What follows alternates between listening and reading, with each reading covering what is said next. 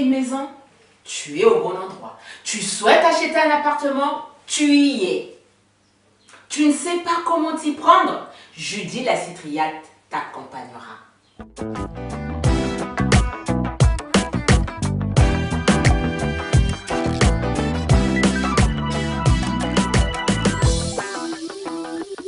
Bonjour et très ravie de te retrouver sur cette chaîne. Judy la Cypriate, pour ceux qui ne me connaissent pas, je suis investisseuse en immobilier. Mon job consiste à acheter des maisons et des appartements dans le but de les mettre en location. Ma mission, te partager mon savoir-faire et te faire réaliser l'impossible. Tu as déjà sans doute entendu que l'immobilier n'était réservé qu'aux riches ou qu'il fallait de l'apport pour investir. C'est vrai dans certains cas, mais pas toujours. Comme investir dans l'immobilier n'est pas au programme dans l'éducation nationale, nous n'avons donc pas été formés à l'éducation financière. C'est pourquoi nous n'en savons rien et nous n'osons pas le faire. Comment peux-tu faire quelque chose que tu n'as jamais appris? Ce contenu est destiné à toutes les personnes qui m'ont posé la question suivante. Comment débuter dans l'immobilier? Je vais alors te donner les différentes étapes pour que tu débutes dans l'immobilier. La première étape consiste à avoir des revenus réguliers. Qu'est-ce que cela veut dire avoir des revenus réguliers? Ce n'est pas forcément un CDI. Tu peux être intérimaire, tu peux avoir un CDD, tu peux être entrepreneur ou auto-entrepreneur. Bref, le principal, c'est de montrer à ta banque que tu as des revenus réguliers. Tu l'aurais bien compris que pour obtenir un prêt immobilier, tu dois montrer à ta banque que tu as des revenus tous les mois. La deuxième étape est une étape déterminante. Demande à ta banque de te faire une simulation de ta capacité d'emprunt. Qu'est-ce que c'est? C'est un budget qu'une banque peut t'octroyer pour réaliser ton projet immobilier. Comment va se passer l'entretien avec ton banquier? Ton banquier aura besoin de tes entrées, de tes charges. Il fera un calcul et te remettra un document avec le montant exact pour réaliser ton projet immobilier.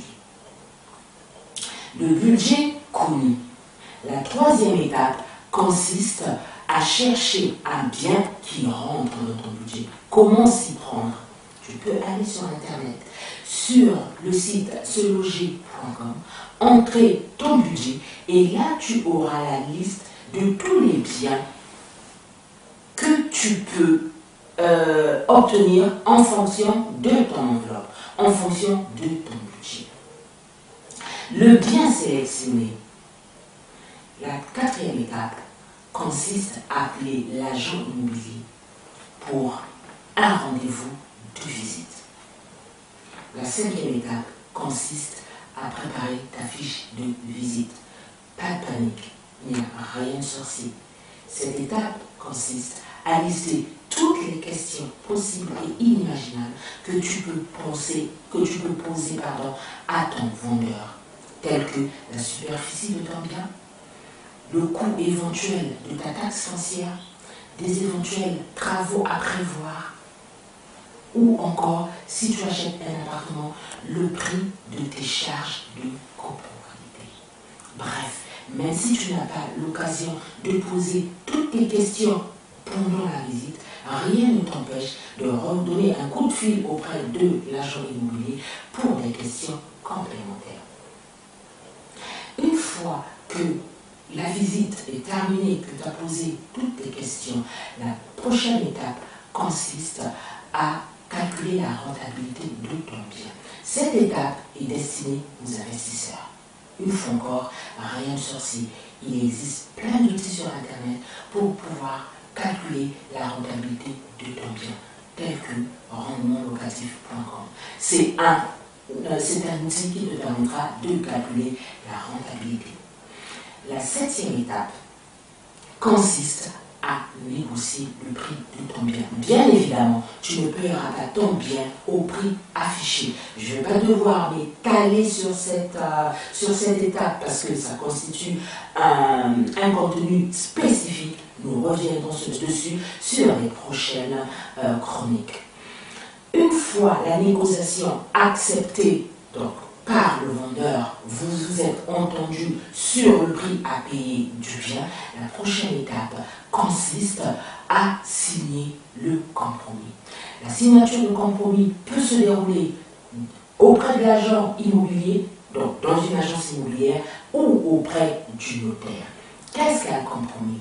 Le compromis est un document qui engage le vendeur et l'acheteur à faire une transaction immobilière. Le compromis signé, l'étape 8, consiste à repartir en banque pour faire la demande de ton prêt.